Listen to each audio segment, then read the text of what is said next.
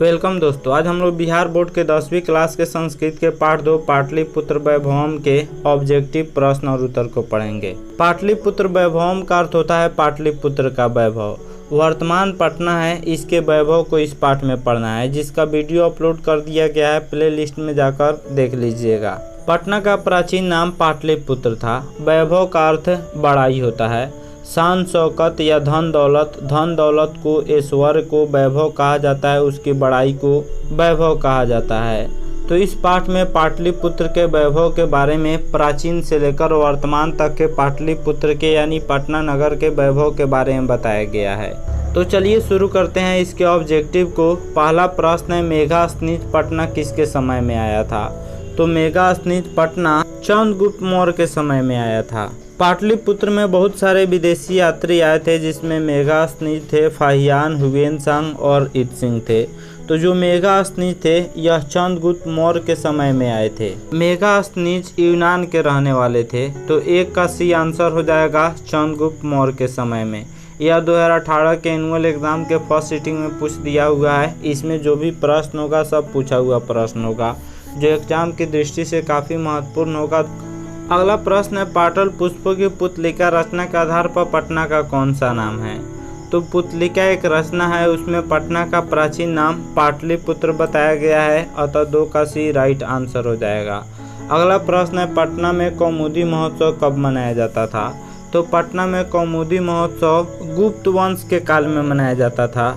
उस समय जो है शरद काल में कौमुदी महोत्सव महान समारोह होता था, जिसमें सभी लोग आनंद मग्न होते थे।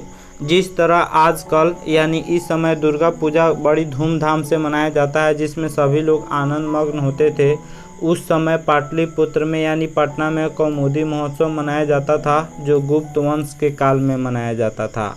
अगला प्रश्न है, पाटलिपुत्र पटना के नाम से कब से प्रसिद्ध हुआ? तो पाटलिपुत्र पटना के नाम से मध्यकाल में प्रसिद्ध हुआ। मध्यकाल से ही पाटलिपुत्र को पटना के नाम से प्रसिद्धि मिली।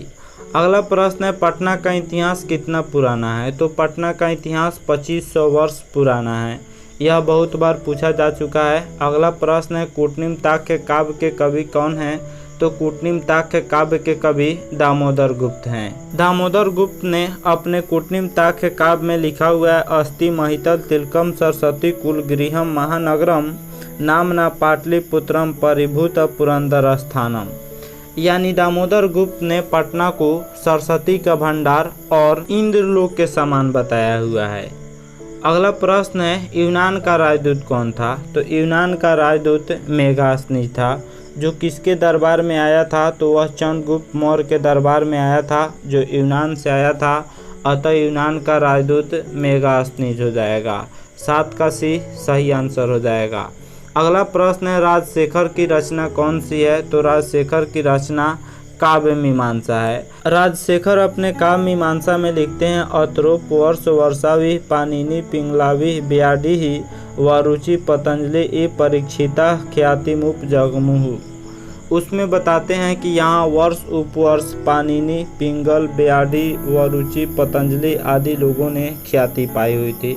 यानी पाटलिपुत्र से पाणिनि जिसने संस्कृत व्याकरण की रचना की, उसके बाद पिंगल जिसने छंद की रचना की, वरुचि पतंजलि आदि लोगों ने यहीं से ख्याति पाई हुई थी।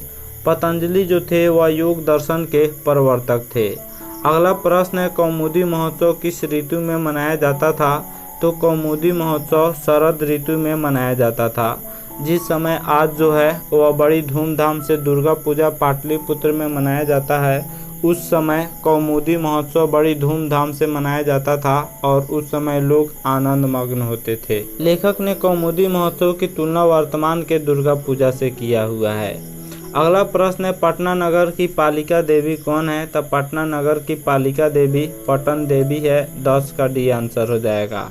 अगला प्रश्न है, सरस्वती का कुलगृह कौन सा महानगर था? तो सरस्वती का कुलगृह पाटलिपुत्र था, क्योंकि दामोदर गुप्त ने अपने कूटनिम्ताक्ष काव्य में कहते हैं, अस्ति महितल तिलकम सरस्वती कुलगृहम महानगरम नामना पाटलिपुत्रम परिभूत पुरंदर स्थानम। उसमें वह बताते हैं कि सरस्वती का भंडार और इंद्रलोक के समान पाटलिपुत्र एक विचित्र नगर है। पाटलिपुत्र को दामोदर गुप्त ने सरस्वती का भंडार बताया हुआ है और इंद्रलोक के समान बताया हुआ है। अतः 11 नंबर प्रश्न है, सरस्वती का कुलगिरी यानी सरस्वती का भंडार में कौन सा नगर था? तो 11 का सी हो जाएगा, पाटलिपुत्र नगर था। नेक्स्ट प्रश्न है, परिभूत पुरंदर स्थानम की संज्ञा किसे दी गई है? यानी कौन पृथ्वी पर इंद्रलोक के समान है?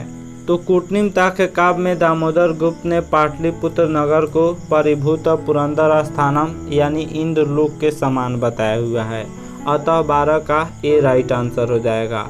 अगला प्रश्न है, गुरु गोविंद सिंह का जन्म स्थल कहाँ है? तो गुरु गोविंद सिंह का जन्म स्थल पटना है। गुरु गोविंद सिंह सिख के 10वें गुरु थे। सिख में कुल 10 गुरु आए, जिसमें पहला गुरु गुरु नानक थे और अंतिम गुरु गुरु गोविंद सिंह थे, जिनका जन्म पटना में हुआ था, जो गुरुद्वारा के नाम से प्रसिद्ध है। अगला प्रश्न है, बैरेन अबैरस्य समनम असंभवम, यह किसकी कथन है? तो यह महात्मा बुद्ध ने कहा था कि दुश्मनी को दुश्मनी से मिटाना असंभव है। बैर का मतलब दुश्मनी होता है, दुश्मनी को दुश्मनी से मिटाना असंभव है। यह किसकी कथन है? तो यह महात्मा बुद्ध का कथन है। अतः 14 का भी राइट आंसर हो जाएगा। अगला प्रश्न है, किसके काल में पाटलिपुत्र की रक्षा व्यवस्था उत्कृष्ट थी? तो चंद्रगुप्त मौर्य के समय में इस नगर की रक्षा व्यवस्था उत्कृष्ट थी, लेकिन अशोक के समय में इस नगर की रक्षा व्यवस्था और अधिक उत्कृष्ट थी। तो 15 का ए आंसर हो जाएगा। चंद्रगुप्त मौर्य के समय में पाटलिपुत्र की रक्षा व्यवस्था उत्कृष्ट थी। अगला प्रश्न है, सिखों के 10वें गुरु कौन थे? तो सिख में कुल 10 गुरु आए, जिसमें पहला गुरु गुरु नानक थे और अंतिम गुरु गुरु गोविंद सिंह थे, यानी 10वें गुरु गुरु गोविंद सिंह थे। अतः 16 का सी गुरु गोविंद सिंह आंसर हो जाएगा। अगला प्रश्न है, पाटलिपुत्र किस प्रांत की राजधानी है? यानी पटना किस प्रांत की राजधानी है? तो बिहार की राजधानी पटना है। अगला प्रश्न है, पाटलिपुत्र वैभवम पाठ में किस शहर का वर्णन है? तो पाटलिपुत्र वैभवम पाठ का अर्थ होता है पाटलिपुत्र का वैभव। इसमें पटना का वर्णन है। अतः 18 का सी पटना हो जाएगा। यह 2020 के एनुअल एग्ज़ाम के सेकेंड सिटिंग में पूछ दिया हुआ है।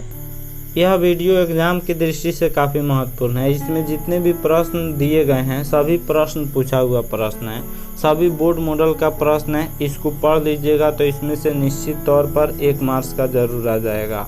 आशा करता हूँ यह वीडियो आप सब किसी को काफ़ी पसंद आया होगा। हमारे चैनल को सब्सक्राइब करें, इस वीडियो को लाइक करें तथा अधिक से अधिक शेयर करें। Thanks for watching my video.